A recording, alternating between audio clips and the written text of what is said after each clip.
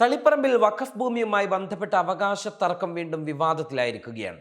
തളിപ്പറമ്പ് ജമാഅത്ത് പള്ളിക്ക് കീഴിലുള്ള 600 ഏക്കറോളം ഭൂമി തങ്ങളുടേതാണെന്ന അവകാശവാദവുമായി നരിക്കോട് ഈറ്റിശ്ശേരി ഇല്ലം രംഗത്ത് വന്നു.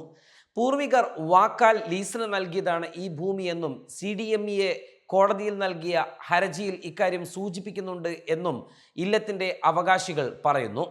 തളിപ്പറമ്പ് നഗരത്തിലെ നിരവധി സ്ഥലങ്ങൾ ഒരു കാലത്ത് നരിക്കോട് ഇല്ലത്തിൻ്റെതായിരുന്നു എന്നും നഗരത്തിലെ പലരുടെയും ആധാരങ്ങളിൽ ഉൾപ്പെടെ നരിക്കോട് ഇല്ലത്തിൻ്റെ പേര് പരാമർശിക്കുന്നുണ്ട് എന്നും ഇല്ലം സൂചിപ്പിക്കുന്നു.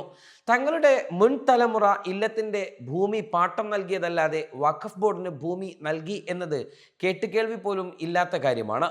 വഖഫ് അവകാശവാദം ഉന്നയിക്കുന്ന 600 ഏക്കർ മറുപാട്ടം നൽകിയതായി ഒരു രേഖയും ഇല്ല എന്നും ഇല്ലം അവകാശപ്പെടുന്നു.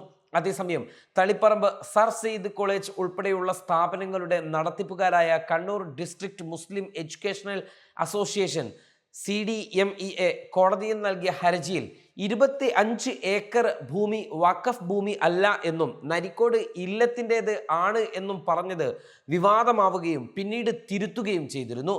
വഖഫ് ബോർഡിന്റെ അനുമതിയോടെ ഉണ്ടാക്കിയ വാടക കരാർ പ്രകാരം കഴിഞ്ഞ 54 വർഷമായി വാടക നൽകിയ 25 ഏക്കർ സ്ഥലത്തിന്റെ ഉടമസ്ഥാവകാശം നരിക്കോട് ഈറ്റിശ്ശേരി ഇല്ലത്തിൻ്റെതാണെന്ന CDMEAയുടെ നിലപാടിനെതിരെ വലിയ പ്രതിഷേധമാണ് ഉയർന്നിരുന്നത്.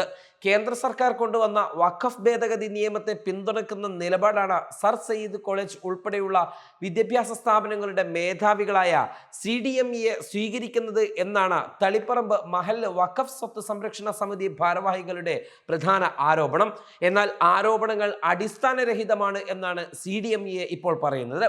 1966 വഖഫ് ബോർഡിന്റെ അന്നത്തെ സെക്രട്ടറി നൽകിയ റിപ്പോർട്ടിന്റെ അടിസ്ഥാനത്തിൽ നിയമാനുസൃതമായ അനുമതി പ്രകാരം 1967 തളിപ്പറമ്പ് ജമാഅത്ത് പള്ളി ട്രസ്റ്റ് കമ്മിറ്റിക്ക് വേണ്ടി അന്നത്തെ മുത്തവല്ലി KV സൈനുദ്ദീൻ ഹാജി നൽകിയ ചാർത്താധാരത്തിന്റെ അടിസ്ഥാനത്തിലാണ് കൃത്യമായി വാടക നൽകി വന്നത്.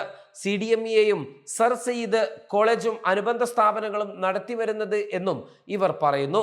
സർ സെയ്ദ് കോളേജ് നിലനിൽക്കുന്ന വസ്തുവിന്റെ നിയമപ്രകാരമുള്ള ഹോൾഡർ എന്ന നിലയിൽ കൈവശക്കാരായ CDMEAയുടെ പേരിലുള്ള രേഖകൾ മാറ്റുന്നതിന് ചിലർ നടത്തിയ നീക്കങ്ങളാണ് നിലവിലുള്ള കേസുകളിലേക്ക് കാര്യങ്ങൾ എത്തിച്ചത്.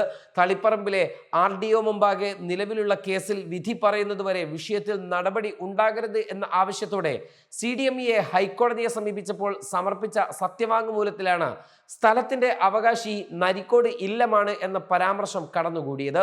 ഇത് വിവാദമായതോടെ കഴിഞ്ഞ കുറേ വർഷങ്ങളായി ഹൈക്കോടതി, വഖഫ് ട്രൈബ്യൂണൽ തുടങ്ങി എല്ലാ ബോഡികളിലും മേൽവസ്തുവിന്റെ ഉടമസ്ഥാവകാശം തളിപ്പറമ്പിലെ ജമാഅത്ത് കമ്മിറ്റിക്കാണ് എന്നും ലീസ് ഹോൾഡർ എന്ന നിലയിൽ നിയമാനുസൃതം വസ്തു കൈവശം വെച്ച് കോളേജ് നടത്തുക മാത്രമാണ് CDMEA ചെയ്തു വരുന്നത് എന്നുമുള്ള വാദവുമായി CDMEAയും രംഗത്ത് വന്നു.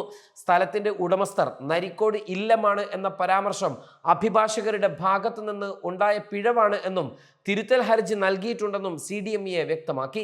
എന്നാൽ തളിപ്പറമ്പ് ജുമാ മസ്ജിദ് കമ്മിറ്റിക്ക് കീഴിലുള്ള വഖഫ് ബോർഡിന്റെ 600 ഏക്കർ ഭൂമിയും നരിക്കോട്ട് ഇല്ലത്തിൻ്റെതാണ് എന്ന അവകാശവാദം ഉയരുകയും കോളേജ് മാനേജ്മെന്റ് സമർപ്പിച്ച ഹർജി പുതിയ അവകാശവാദത്തിന് ശക്തി പകരുന്ന നിലയിലേക്ക് കാര്യങ്ങൾ എത്തുകയും ചെയ്തതോടെയാണ് വീണ്ടും CDMEA പ്രതിരോധത്തിൽ ആയിരിക്കുന്നത്.